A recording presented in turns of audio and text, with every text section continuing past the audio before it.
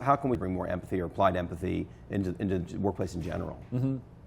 So there are a couple different buckets for that. The first is the company itself internally, right? So what is the thing that makes this place tick? Do you have a sense of that? Do you genuinely understand what value you bring to your employees, right? Are you training that into your employees? Because we all see these brand books, right? Like the brand book that says, has a bunch of pretty pictures and a word on it that says integrity, right?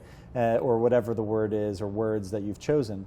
But how do you make that real for an employee? Are you thinking about, in an organization that has hundreds of thousands of employees, let's say integrity is that word, and let's say you're a systems administrator who sets up the email accounts and gets the overall kind of IT system humming. Well, what does integrity mean for you? Mm-hmm. And how does that become real in your day-to-day job? Because if you don't know that, then it doesn't matter.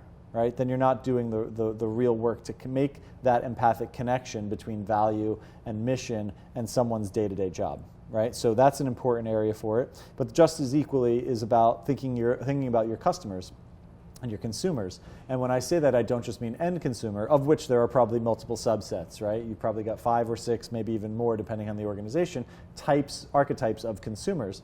But then you've also got the media, and different types of media, and how are you planning and building strategy around that? Because if you were a reporter from the Financial Times, we'd probably have a very different conversation than if you were a reporter from BuzzFeed, right? Like, you're going to be interested in different things. So what's our strategy and how are we thinking about that? Shareholders, prospective employees, current employees, what's the entire audience map, and how are we being empathic to all of them? Those are some of the ways that organizations can start to put it into action.